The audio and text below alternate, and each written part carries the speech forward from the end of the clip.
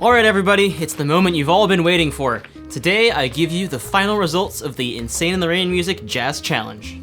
So in case you didn't get a chance to enter or you didn't know what the contest was, I'm gonna give you a quick rundown of what that was. So essentially what happened was, sometime in July,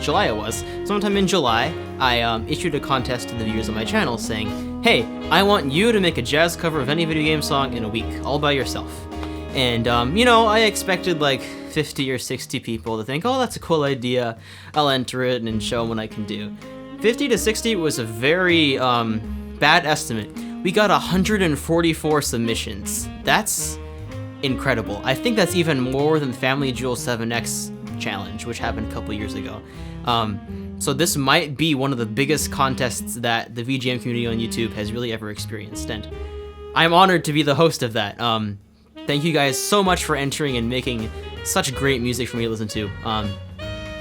There was just so much, it took me so long to grade. That's why this video is coming now. I would have liked this maybe a week ago, but there was just so much volume here that it was so hard to do. So thank you guys for your patience, and I hope you're excited for the results. Because we had such a huge volume of entries, I decided to make a quick change to the judging system. I think this was fair for everybody, and it allowed the guest judges to get through, to not have as many submissions to go through, because I was fine with going through like the 144. I mean, it took a long time, but I could do it, and I didn't want to subject the other judges to the same amount of torture that I had to go through to finish all of those. So what I did was I went through and I left feedback on all of them. Some via email, but most via YouTube comments. Then I think I took the top 22 entries, and I gave them in a playlist to Doug, Alex, and Zorcy. From that point on, they went through those 22, and then they judged them to see who would be the winners. As for the final results, I have a couple of honorable mentions I want to acknowledge. I think there are 6 third place winners, there are 3 second place winners, and there was only 1 first place winner. So without further ado, let us get on to the results. So we're starting with the honorable mentions. I wanted to give some recognition to some people who didn't quite make the cut for third place. Not all these people were in the top 22, but I decided to give them a little shout out in this video because I thought their submissions were pretty cool. So here we go. By the way, I'm going to be using a script because if you think I'm going to remember all of this, that's not happening. To start off, we've got Adam Cordero and his rendition of Sword Search from Link's Awakening. When I first saw the song, I was like, yes, somebody did a cover of Sword Search. That was one of the first tunes I did in my medley for of Link's Awakening, which I posted a long time ago. His saxophone articulation and tone were awesome to hear. Really great playing style. Nice job overall. Next, we've got Eric L's rendition of Gerudo Valley. I've been following Eric L for a while, and this was definitely his best arrangement to date. He put so much effort into this, like with the varied arrangement, all the layers in the composition, his use of auxiliary percussion, and there's this really epic ending at the end with a bunch of trombone harmonies. It is really cool. Definitely take some time out of your day to watch the end of that, because I was really impressed by it when it came along. Eric, good job and keep improving. Next up, Effie de Marte, I don't know if I'm doing that right. They did a version of Terra's theme from Final Fantasy VI, with flute playing that like blew me away when I first heard it. Blue it's a flute pun. The playing was just so accurate and tight, and I loved hearing it along with the rhythm section he put in. And also there were some stylistic variations throughout the arrangement and the melody that just really sold the piece. Great flute performance, nice job. I'd also like to give recognition to Craig Matterson Music, who did a version of Summer Tropicala from Stardew Valley. I haven't listened to much Stardew Valley music, so I thought it was kind of cool to check this out, because this is one of the first entries I actually received to the contest. I think it was like 2 or 3 days in and I got this email from him. And his flute tone is awesome. And it's got seamless transitions in the arrangement between Latin and swing stuff, and a pretty cool piano solo as well. So for doing something this cool in such a short amount of time, big ups to Craig. Big ups to Craig. Bless up for Craig. Yeah. Next up, I'm gonna butcher this. It's Teyun Buwalda. That was probably wrong. He did a rendition of Ecruteak City / Cyanwood City from Pokemon Gold, Silver, Crystal in a ragtime style. And the way he presented this video was just awesome. Like, the presentation he absolutely killed it. With some video effects and like the stuff he wore and everything he did, it really made it feel like something from the early 1900s. Not exactly a silent film, because, you know, silent films don't have music to them. But it was such a cool thing to see done, and I really want to applaud him for that. And it wasn't just the video, like, his playing style was perfectly suited to something from that early age. Like ragtime, and I think he used, I'm not sure if he used 2 piano recordings at once, but it sounded really cool nonetheless. Great job. The last honorable mention on this list is Camila D'Onofrio. Nice job. She did a version of Vamos a la Flamenco from FF9 in a second line style, which was kind of cool. It's like sort of close to gypsy jazz because she used the jazz violin as her lead, but I would give it more of a second line vibe. Her violin playing was exactly what I wanted to see from somebody who entered this contest on violin. Not to say that like all violinists should play this way, but this is exactly, this is a very good example of what you can do if you play an instrument that's not typically considered a jazz instrument. You can do something like this, where your playing style definitely suits the jazz arrangement, even though your instrument isn't necessarily jazz. And she improv too on violin. That's pretty cool. Great job. Now for the third place winners. I want to say that the point margins between these two, like between all the categories, like second to third and second to third and second to first, they were all so narrow. It really there was so much talent in this and so much hard work that went into it, that things really did come down to the wire in the end. So these are the results that we got from the judges, and I am happy to give all these third place prizes to all these winners. Third place winners are getting signed copies of Lambert Grilby's and a 30-minute Skype call with me. Let's get on to it. Our first third place winner is Gregory Gibson, who did a version of Build That Wall from Bastion. This was one of the most intricate arrangements in the entire contest. It was very apparent that he had a modal Miles Davis sort of vibe with this one, and his touch on the piano and the way he just executed this was beautiful. I'd love to see him use a VST or something with better recording quality, and maybe change up the arrangement in the future, but it was such a cool idea to see a song done in a long form, like modal sort of thing that you would hear Miles or maybe even Bill Evans play. Very good job. For the next third place winner, we have Logan Boyle, who did a version of Monster House from Pokemon Mystery Dungeon. This is another one of the songs that I was really happy to see in the competition because it's one that doesn't get that much attention, but I think it really deserves it. His lead instrument in this was jazz euphonium, which is something that you really never see, and I think he used an octave pedal on that, so it like gave it the euphonium layer, and then there was a layer above it that sounded almost like a trumpet. Really cool stuff. Not just his euphonium playing though, he had some good like jazzy piano licks that broke apart the song, and like he played bass on it too. Very cool arrangement, nicely done. Next up we've got Znarky, who did a version of Zelda's Lullaby in a neo soul style.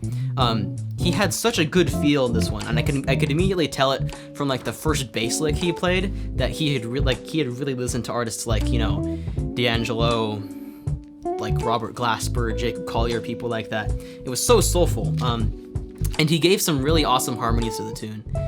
Made it like a completely new piece, which is something I love to see. Songs that have been done to death, giving them a new light. Got that neo soul feel down pat, the way that some of his like hits on the hi-hat or like his chords are offset from the normal subdivisions. Awesome guitar solo too. Very nice job. Next up, we've got the Papa himself, Ryan Lafford, who did a version of Peaceful Days from Chrono Trigger. Very cool arrangement. It never like stayed stagnant. Like the arrangement was always changing. He was always adding new instruments and taking away some old ones. Very different from his like normal style of like rock sort of stuff. His video was very well framed and like well lit. All of that. The fusion style that he took and some of the harmonies towards the end were very cool. There was also like some French horn bit in some odd time signature. I don't exactly remember what it was, but it's just a really, really cool cover overall. Epic ending as well. I'm not sure if you would call that jazz, but it was good anyway. Great job, Ryan. Our penultimate third place winner is Lamele KH2. Who did a version of Going for a Midday Stroll from Lunar Silver Star. Never heard of this song before. He played all 4 common saxes, soprano, alto, tenor, bari. And he wrote a sax lead to this song, which is absolutely killer. And there were definitely, you could definitely hear the influence that he got from Charlie Parker, because he definitely quoted some Bird in those solos. And he had great tone on all the saxes, and his rhythm section parts were all nice and keeping time. It was definitely one of the most swinging arrangements of the contest overall. Very nice job. Love to see more from you in the future.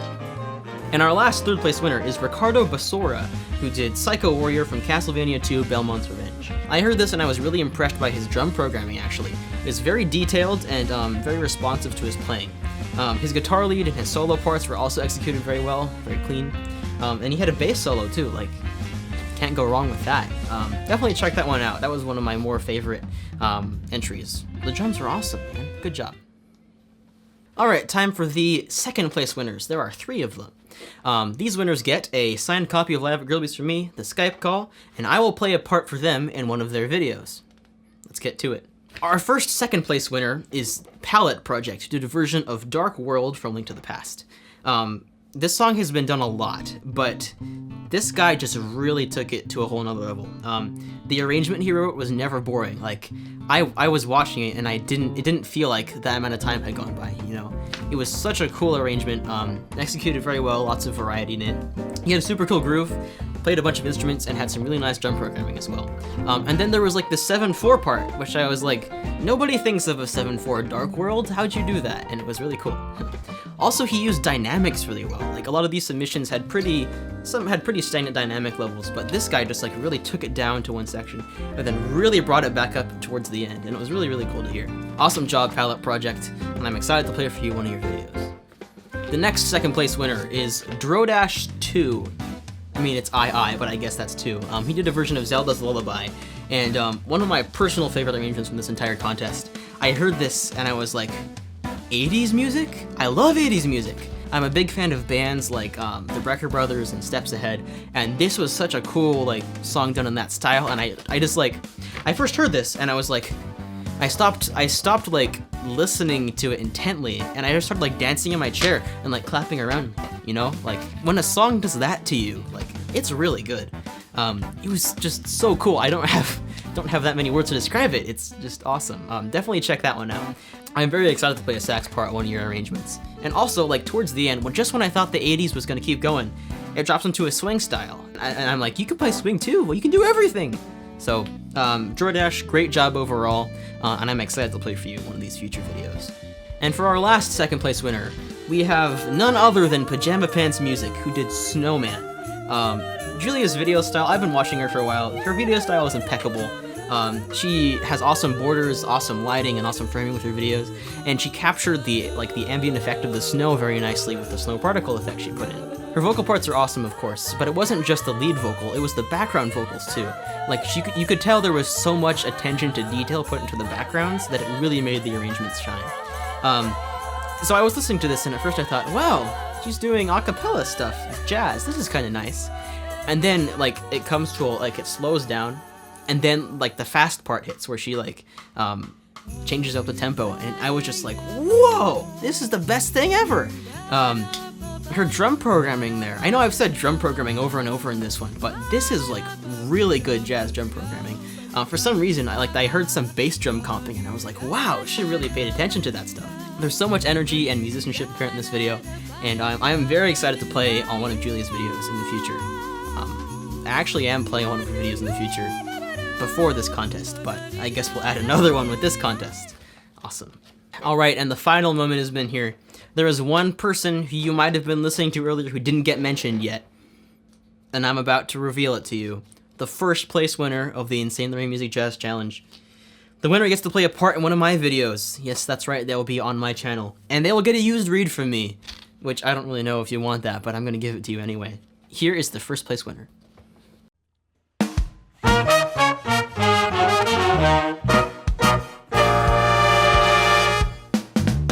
Maurice Soke did a version of KK Cruisin' from Animal Crossing, and the first thing I thought of was, wait, people don't just double on that many instruments like that. He has great tone on all the horns he played, like he played trumpet, alto, and tenor, and his solo vocabulary was just like on point, really well done.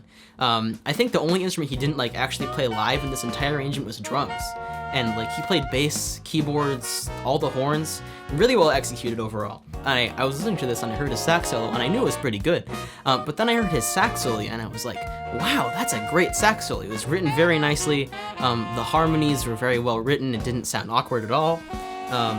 It was just executed super well. And then he goes back to trumpet and he blasts out these really high lead trumpet notes at the end. And I just realized, how can you play sax and also play trumpet like that? Very well done overall. From what I've seen, this guy is new to YouTube, but for a first track, wow, this is amazing. I really hope to hear more from Maurice in the future, and you definitely will, because he'll be on one of my videos and you'll see it. Big congratulations to him, and congratulations to everybody else who placed in the contest. So that's it. That is the end of the Insane in the Rain Music Jazz Challenge. I need to pick up the script. Well, now that this video is over, what are we going to talk about now? I'm going to talk to you about something important for a second. It's called community. If you entered this video never having made a YouTube video before, first off, congratulations, you just made your first YouTube video.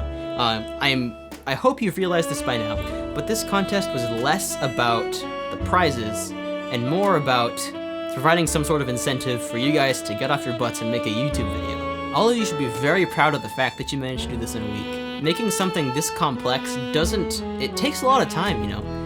And having only a week to do that, a lot of that week is going to be occupied by this video, and I'm very glad that so many people were able to push themselves and put something out in a week that really showed the best of your ability. If you haven't already, I recommend checking out the playlist for this contest. There are some awesome jazz videos in there, and there are some pretty awesome people too. So definitely check them out, and if you're an artist, maybe you can find someone to collaborate in there and meet new people. Contests like this are a great way to introduce new people to the community, and I think it's worth your guys' time to look through this playlist, find some people you like to listen to, subscribe to them, and see where they go in the future. If you didn't get a chance to enter this contest, there is nothing stopping you from making something now and uploading it. I know there's not a contest, but you can still make something, and you have more than a week to do it. So you definitely have the ability to. If you're scared that, oh, my gear's not good enough or it's not going to be good enough, don't worry about that. Most of our first videos are pretty bad. I mean, there are some exceptions in this contest, but most of our videos at first are pretty bad. Like, if you go back to my first video, I'll even link it in the description below, you'll see that it was nothing like what I do now. But I had to start somewhere. Another thing I hope you guys took away from this contest is just how effective deadlines are. Some of you are sort of baffled or impressed that, wow, you can do this in a week, that's pretty cool. All I really do is I give myself a deadline of uploading the video. I have to have this video uploaded by 9:30 a.m. on Saturday mornings. And that's part of me now. My week revolves around that deadline. If I'm working on a video, I will never miss that deadline. I've missed it once for the home collaboration, but that was a different circumstance. There were a bunch of people going nah in it, so I changed that. But yeah, try out deadlines for yourself and keep them short. Long deadlines don't really have the same impact as a short one, but if you try out a deadline, you'll be amazed at what you can accomplish. That's now for all, folks. I'll be sending out the digital copies of Live at Grillby's soon after this video. You'll get them via email, and I'll be contacting the winners individually via email to get their shipping addresses and organize the Skype calls and stuff. We're doing that also. Thank you guys for watching and participating in the challenge, and I might do one in the future. I don't know. In efforts to improve this contest for the future, I've included a contest feedback form down below. If you would take some time to go there, fill out some details about this contest, and just tell me what you felt about it, your experience with it. Was it good or bad? Just tell me everything how you feel about it, and I'll use that information for when I make new contests. You can also leave ideas for potential new contests, and I might consider those as well. So please click that link down there and help me make the next contest even better than this one. Bye!